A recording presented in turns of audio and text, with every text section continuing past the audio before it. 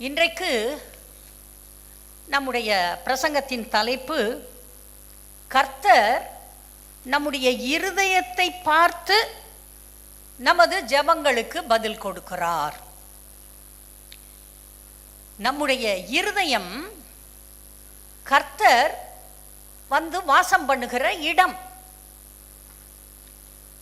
கர்த்தர் இங்கு வந்து வாசம் பண்ணுகிறார். கர்த்தருக்கு இடம் கொடுக்காத போது பிசாசு வந்து வாசம் பண்ணுகிறான்.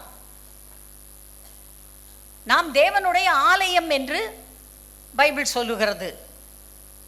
இந்த ஆலயத்திலே, இந்த இருதயத்திலே கர்த்தருடைய ஆவியானவர் வந்து வாசம் பண்ணுகிறார்.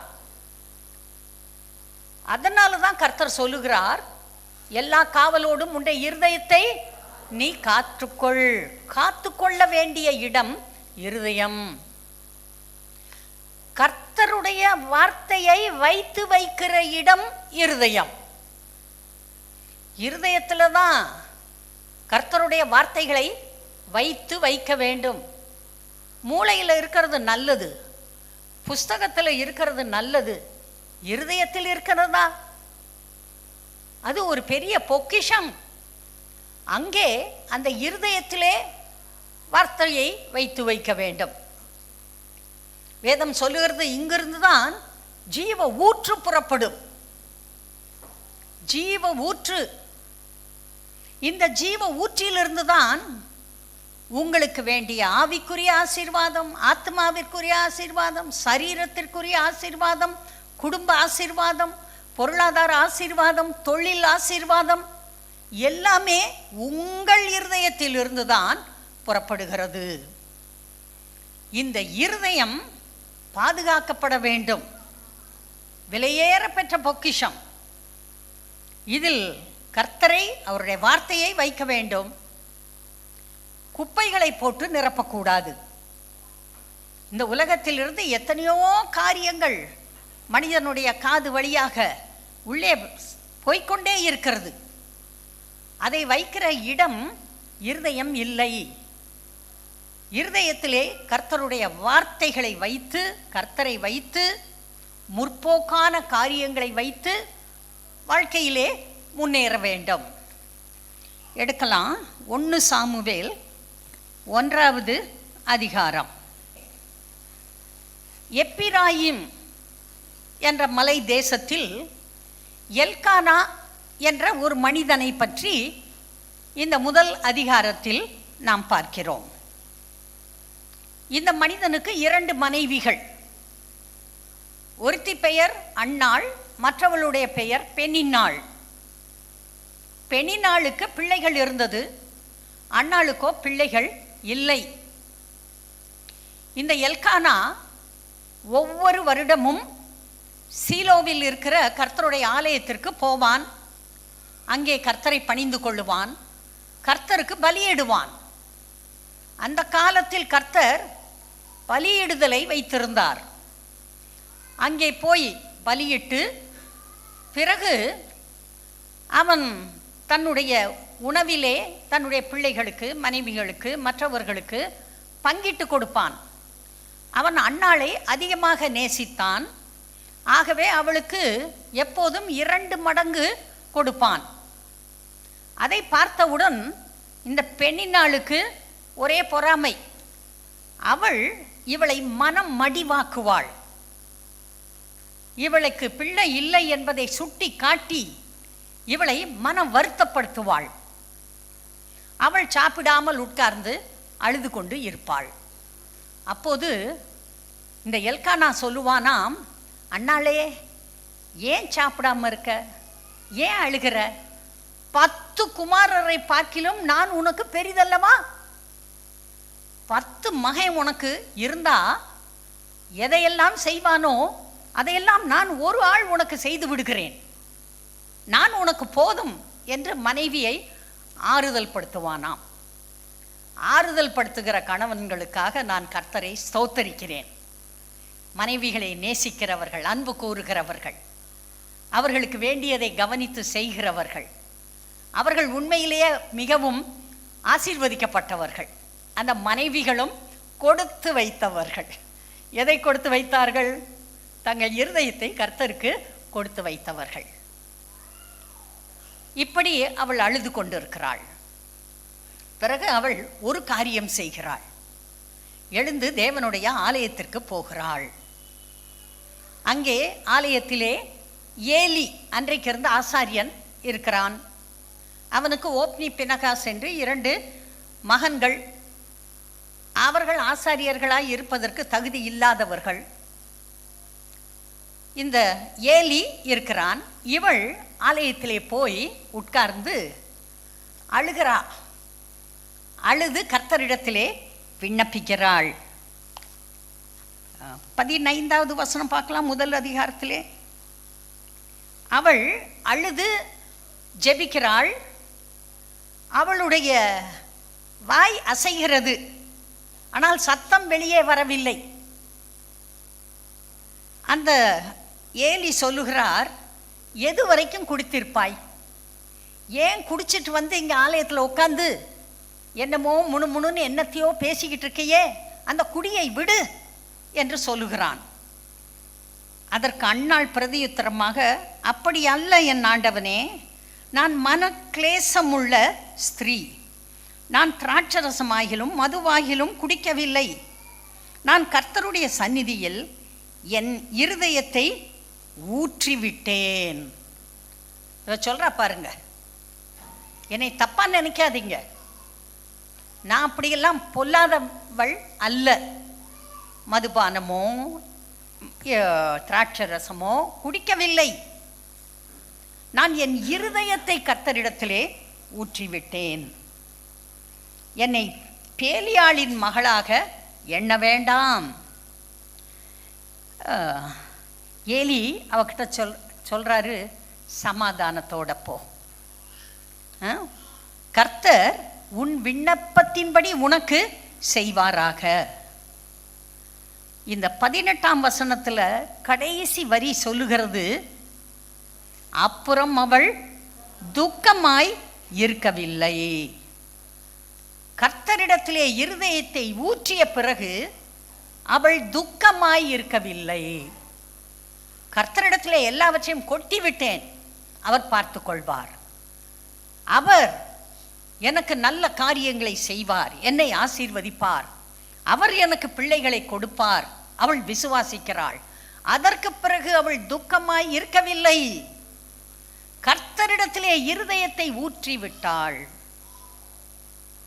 அதே போல அவள் ஊருக்கு போகிறாள். அவள் கற்பந்தரிக்கிறாள். ஒரு குமாரனை பெற்று எடுக்கிறாள்.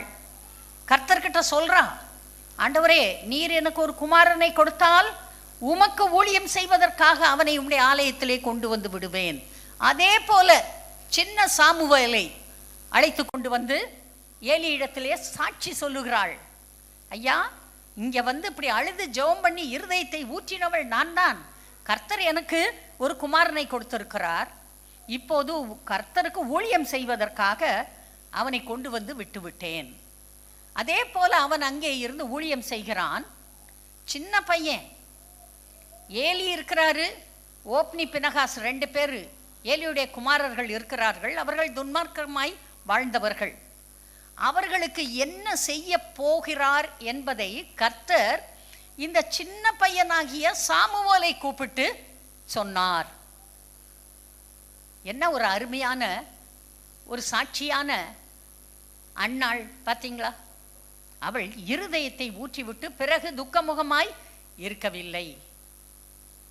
அடுத்து இன்னொரு ஒரு சம்பவத்தை நாம் வேதத்திலே வாசிக்கிறோம். இதே 1 சாமுவேல் 30வது அதிகாரத்திற்கு போகலாம். அங்கே தாவீதை பற்றி வாசிக்கிறோம். தாவீது சவுலுக்கு பயந்து ஒவ்வொரு காட்டிலும் மேட்டிலும் வனாந்தரத்திலும் ஒளிந்து கொண்டு அலைகிறான். சவுல் எப்படியாவது தாவீதை கொல்ல வேண்டும் என்று பெருங்கூட்டத்தை கூட்டிக் கொண்டு வந்து தேடுகிறான். பல மாதங்களாக அவன் தேடிக்கொண்டே இருக்கிறான். ஆனால் கர்த்தர் தாவீதை சவுலுடைய கைகளிலே ஒப்பு கொடுக்கவில்லை. இனிமேல் இஸ்ரவேல் தேசத்தில் இருந்தால் என்றாவது ஒரு நாள் சவுல் என்னை கண்டுபிடிப்பான், என்னை கொன்று விடுவான் என்று சொல்லி இவனோடு ஒரு 600 பேர் இருக்கிறார்கள். அந்த 600 பேரையும் கூட்டிக் கொண்டு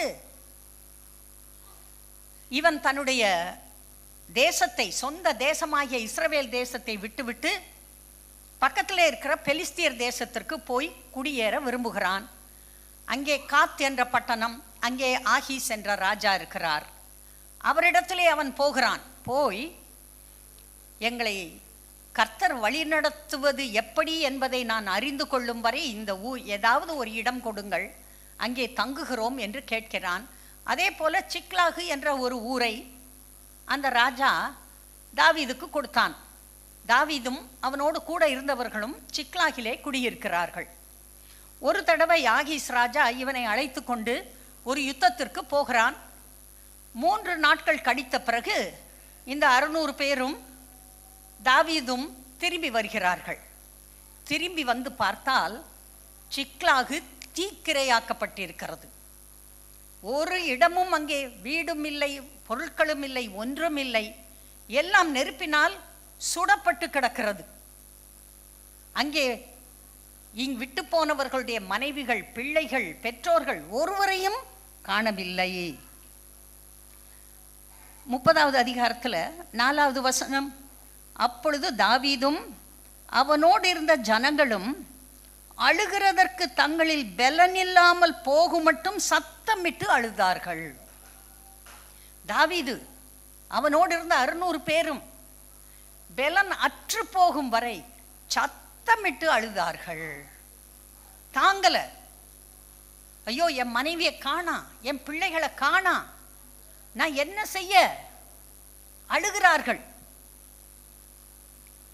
தாவீது 6வது வசனம், தாவீது மிகவும் நெருக்கப்பட்டான். சகல ஜனங்களும் தங்கள் குமாரர் குமாரத்திகளின் நிமித்தம் மனக்லேசமானதினால் அவனை கல்லெறிய வேண்டும் என்று சொல்லிக் கொண்டார்கள்.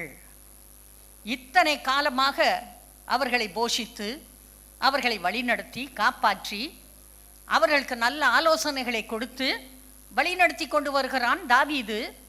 இப்போது அங்கே ஒரு பெரிய சம்பவம் நடந்து விட்டது. அவர்களுக்கு மட்டுமல்ல, தாவீதுக்கும் ஒரு இழப்பு அந்த இடத்திலே வந்திருக்கிறது. ஆனால் இந்த ஜனங்கள் என்ன சொல்லுகிறார்கள்? இவனை கல்லெறிய வேண்டும்.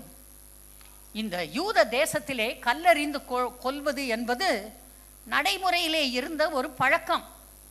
ஒரு தவறு கண்டுபிடித்தால், ஒரு பாவம் செய்தால், ஒரு இழப்பு ஏற்பட்டால் உடனே எதிரிகள் என்று மற்ற மனிதர்களை நினைத்து கொண்டு கல்லெறிவார்கள். அப்படி இவன் மேல் கல்லெறிய வேண்டும் என்று பேசிக்கொண்டார்கள். தாவீது தன் தேவனாகிய கர்த்தருக்குள்ளே தன்னை திடப்படுத்தி கொண்டான். கர்த்தருக்குள்ளே தாவீது தன்னுடைய இருதயத்தை திடப்படுத்துகிறான். முடியாது, கர்த்தர் என்னோடு இருக்கிறார், கர்த்தர் எனக்கு ஏதாவது செய்வார், என்னை அழைத்தவர் உண்மையுள்ளவர், நான் சிறு வயது முதல் கர்த்தர் மேலே நம்பிக்கை வைத்திருக்கிறேன், அவருக்கு விரோதமாக பேசுவதற்கு எனக்கு ஒன்றுமில்லை, கர்த்தர் எனக்கு செய்வார். அவன் தன்னை திடப்படுத்திக் கொள்ளுகிறான், தன் இருதயத்தை திடமாக்கி கொள்ளுகிறான். மனக்லேசம் இருந்தாலும் கர்த்தருக்குள் அவன் தன்னை திடப்படுத்தி கொண்டான். இங்கே பின்னால் வாசித்தால் வசனம் சொல்லுகிறது, இவர்கள் போனார்கள், யுத்தம் பண்ணினார்கள், அவர்கள் எல்லாவற்றையும் திருப்பி கொண்டார்கள். 19வது வசனம் பாருங்க. அந்த அமலேக்கியர் வந்து சிக்லாகை கொளுத்தி போட்டு எல்லாவற்றையும் எடுத்துக்கொண்டு போய்விட்டார்கள். அவர்கள் கொள்ளையெடுத்து கொண்டு போன எல்லாவற்றிலும், சிறியதிலும் பெரியதிலும், குமாரரிலும் குமாரத்திகளிலும் ஒன்றும் குறைபடாமல் எல்லாவற்றையும் தாவீது திருப்பி கொண்டான். ஹல்லேலூயா! எல்லாவற்றையும் ஒன்றும் குறையாமல் தாவீது திருப்பி கொண்டான். நீங்கள் எதையோ இழந்திருக்கிறீர்களோ, இழந்தது போல உணர்கிறீர்களோ, ஏதோ நஷ்டமாகிவிட்டதோ,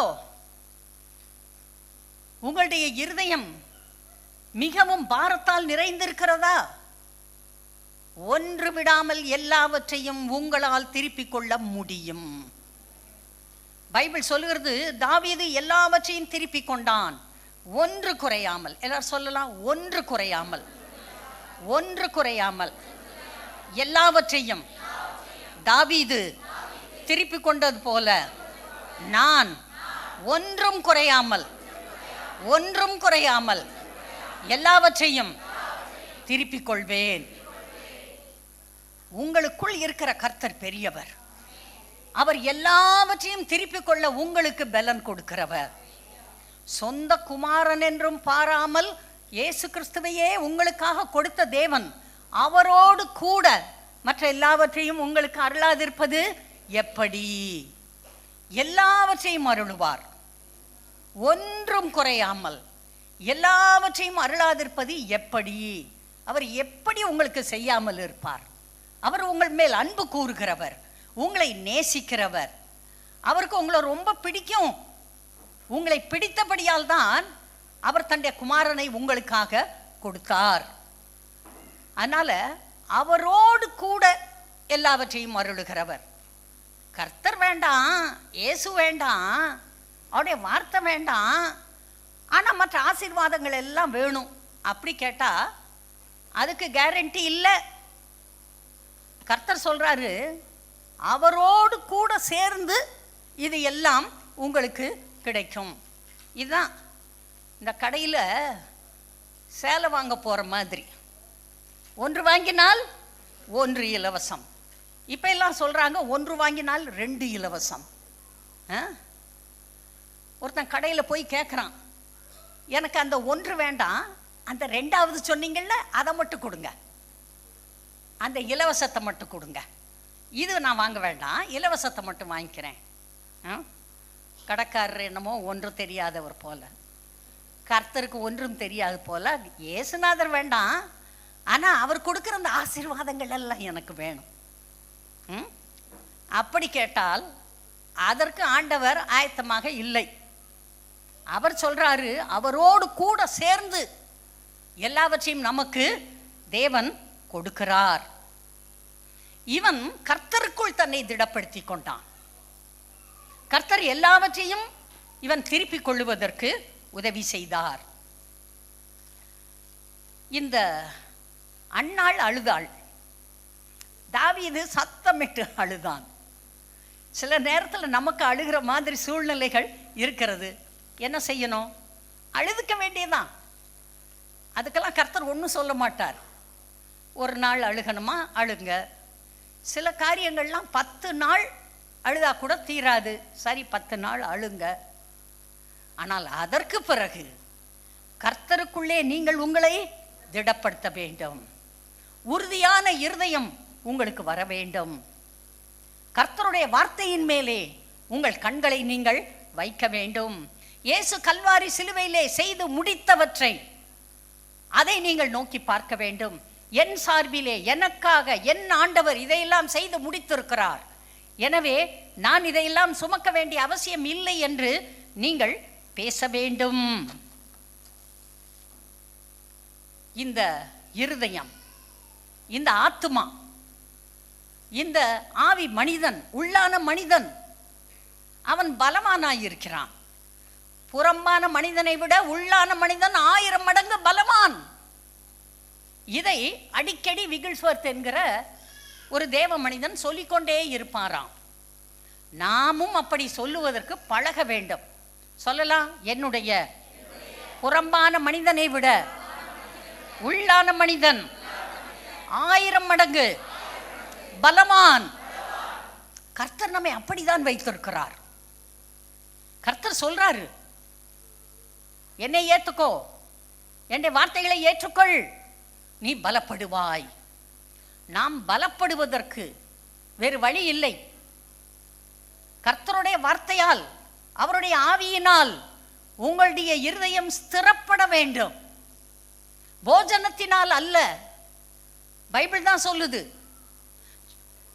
சாப்பிட்டு நல்லா பலவானா மாறுறது அது வேற. ஆனால் இங்கே கர்த்தருடைய வார்த்தையை பேசி பேசி பலப்பட வேண்டும். ஆண்டவர் சொல்றாரு, உன் இருதயத்தை, மாம்சத்தை அல்ல, உன் இருதயத்தை நீ விருத்த சேதனம் பண்ண வேண்டும். எரேமியால வாசித்தீங்கன்னா அங்கே எழுதப்பட்டிருக்கிறது. உபாகமத்திலையும் கர்த்தர் சொல்றாரு, புதிய ஏற்பாட்டிலையும் கர்த்தர் சொல்றாரு, இருதயம் கொழுத்திருக்க கூடாது. இயேசுநாதர் சொல்றாரு, ஏன் வசனம் உங்ககிட்ட ஏன் தங்கல, ஏன் அதை விசுவாசிக்க முடியல, ஏன் என்னை ஏற்றுக்கொள்ள முடியவில்லை? ஏனென்றால் உங்களுடைய இருதயம் கொழுத்திருக்கிறது, அது விருத்த சேதனம் பண்ணப்பட வேண்டும். இருதயத்திற்குள்ளே தேவையில்லாத காரியங்கள் உட்கார்ந்து இருக்கிறது. அந்த இருதயத்தை விருத்த சேதனம் பண்ணி உள்ளே இருக்கிற எல்லாவற்றையும் கொட்ட வேண்டும். எல்லா விதமான அவிசுவாசம், பயம், சந்தேகம், எல்லா விதமான கர்த்தருக்கு விரோதமான அருவருப்புகள் எல்லாவற்றையும் வெளியே கொட்ட வேண்டும். இருதயம் விருத்த சேதனம் பண்ணப்பட வேண்டும். கர்த்தரை, அவருடைய வார்த்தையை வைத்து வைக்கிற இடம் இருதயம். அந்த இருதயத்திலே பாவத்துக்கும் உலக காரியத்திற்கும் சந்தேகங்களுக்கும் பயங்களுக்கும் இடம் கொடுக்க கூடாது. கிருபையினாலே இருதயம் ஸ்திரப்படுகிறது நல்லது என்று எபிரேயர் 13:9 சொல்லுகிறது. கிருபையினாலே உங்களுடைய இருதயம் ஸ்திரப்பட வேண்டும். இருதயத்துக்கு தெரியணும், கிருபையின் காலத்தில் வாழ்கிறேன். ஆபிரகாம் கிருபையை சார்ந்து கொண்டான். ஆபிரகாம் ரொம்ப உத்தம யோக்கிய, அதனால கர்த்தர் அவனை ஆசீர்வதித்தார். அப்படி அல்ல, அவன் கிருபையை சார்ந்து கொண்டான். அவனுடைய காலத்திலே நியாயப்பிரமாணமே இல்லை, அவன் கிருபையிலே வாழ்ந்தவன். ஆகவேதான் 100 வயதான போது அவனால் ஒரு பிள்ளையை பெற்றெடுக்க முடிந்தது. கிருபை, கர்த்தர் நல்லவர், அவர் எனக்கு செய்வார். தகுதி இல்லாத எனக்கு ஆசீர்வாதத்தை பெற்றுக்கொள்வதற்கு எந்த பாத்திரமும் எனக்கு இல்லை. ஆனால் எனக்கு அவர் கிருபையை பாராட்டுகிறார். அவர் நமக்குள்ளே, இருதயத்துக்குள்ளே வந்து வாசம் பண்ணுகிற இயேசுவை பார்க்கிறார். இயேசுவை பார்த்துவிட்டு தேவன் நம்மை ஆசீர்வதிக்கிறார். அதனாலதான் எப்பையும் இயேசு கிறிஸ்து உங்கள் இருதயத்தில் வாசம் பண்ண வேண்டும். அவருடைய வார்த்தை உங்களுடைய இருதயத்தில் வாசம் பண்ண வேண்டும். அதை பார்த்து பிதாவாகிய தேவன் உங்களை ஆசீர்வதிப்பார். சில நேரத்தில் போராட்டங்கள் வரும்போது அந்த போராட்டங்களை அல்ல, கர்த்தரை நோக்கி பார்க்க கர்த்தருடைய பிள்ளைகளாகிய நீங்கள் கற்றுக்கொள்ள வேண்டும். இந்த இருதயம் பொல்லாப்பற கழுவப்பட வேண்டும் என்று எரேமியா 4:14 சொல்லுகிறது. பொல்லாப்பற, எந்த பொல்லாப்பும் இருக்கக்கூடாது, அது கழுவப்பட வேண்டும். எதை கொண்டு கழுவப்பட வேண்டும்? இயேசுவின் இரத்தத்தினால் கழுவப்பட வேண்டும். கர்த்தருடைய வார்த்தையினால் அது கழுவப்பட வேண்டும். பரிசுத்த ஆவியானவர் அதை கழுவி சுத்திகரிப்பார். அவருடைய நாமம் உங்களை சுத்திகரிக்கும். நீங்கள் செய்கிற ஜெபம், சில நேரத்தில் கண்ணீர், ஓகே, கண்ணீர்லாம் வந்தா அழுது கர்த்தர்கிட்ட விண்ணப்பம் பண்ண வேண்டியதுதான். அது உங்களை சுத்திகரிக்க வல்லது. உண்மையான மனம் திரும்புதல், வெறும் கண்ணீர் அல்ல, கண்ணீரோடு கூடிய மனம் திரும்புதல், அது உங்களுடைய இருதயத்தை கழுவும். நல்ல உபதேசம், சர்ச்சில் வந்து கேட்கணும், வார்த்தையை கேட்கணும், கவனிச்சு கேட்கணும், அது உங்களை சுத்திகரிக்க வல்லது. இது எல்லாமே நம்மை கழுவி சுத்திகரித்து கர்த்தருக்கு முன்பாக உத்தமமாய் நிற்க வைக்கும். அப்பேற்பட்ட ஒரு இருதயத்தை கர்த்தர் எதிர்பார்க்கிறார். எபிரேயர் 4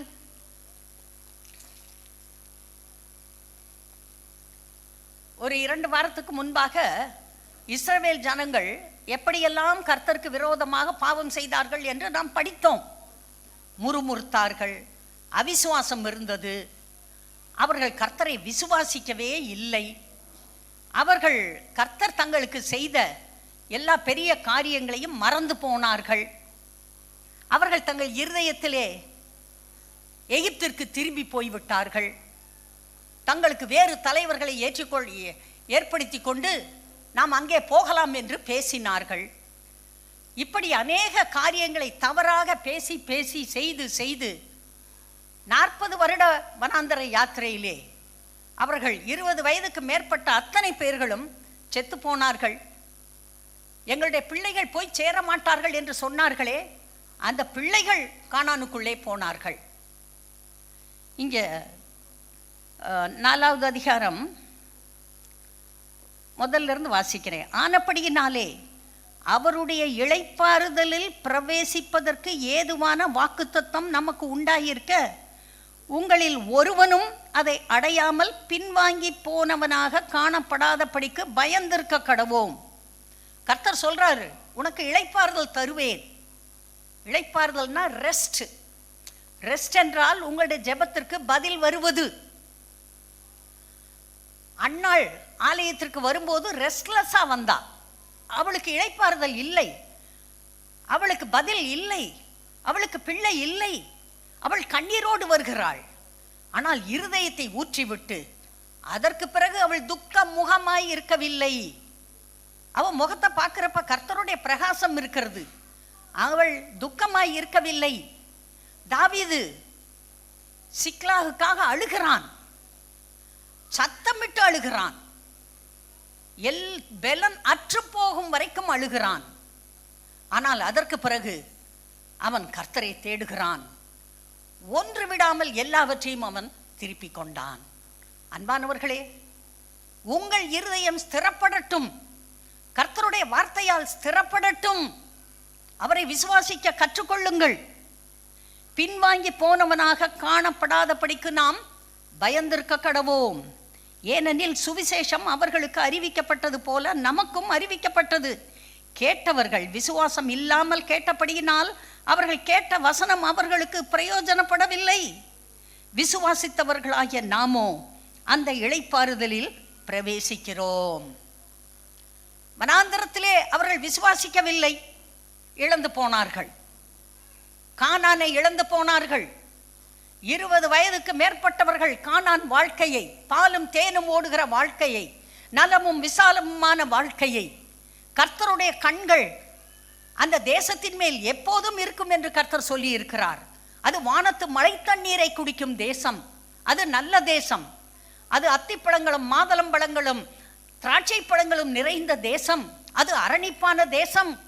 அப்பேற்பட்ட தேசத்தை அசட்டை பண்ணினார்கள். பாலும் தேனும் ஓடுகிற அந்த தேசத்தை அசட்டை பண்ணினார்கள். அவர்கள் கர்த்தரை விசுவாசிக்கவில்லை. எனவே இளைப்பாறுதலுக்குள் ரெஸ்ட் இல்லை. அவர்கள் மரித்து போனார்கள். ஆனால் உங்களை, என்னை கர்த்தர் அந்த இளைப்பாறுதலுக்குள்ளே கொண்டு வருகிறார். அவருடைய வார்த்தையை விசுவாசிக்கும் போது, இருதயத்திலே வார்த்தையை வைக்கும் போது, இருதயத்திலே கர்த்தரை வைக்கும் போது, அன்பானவர்களே, உங்களுடைய இளைப்பாறுதல் ரெஸ்ட் கிடைக்கும். அதாவது உங்களுடைய ஜெபத்திற்கு பதில் வரும். நீங்கள் நன்மைகளை பெற்றுக்கொள்வீர்கள். நீங்கள் பதறிக்கொண்டிருக்க வேண்டிய அவசியம் இல்லை. நீங்கள் சந்தேகப்பட வேண்டிய அவசியம் இல்லை. நீங்கள் மற்றவர்களை குற்றம் சாட்ட வேண்டிய அவசியம் இல்லை. நீங்கள் போராட வேண்டிய அவசியம் இல்லை. கர்த்தரே உங்களுக்காக யுத்தம் பண்ணுவார். நீங்கள் சும்மா இருப்பீர்கள். அவர் உங்களுக்கு அப்பேற்பட்ட காலத்தை இப்போது வைத்திருக்கிறார். நல்ல எல்லாத்தையும் கேட்டுக்கொண்டு இருக்கிறீர்கள். நல்ல எதிர்காலம் உங்களுக்கு உண்டு. அவர் அற்புதங்களை செய்கிற கர்த்தர். பாருங்க,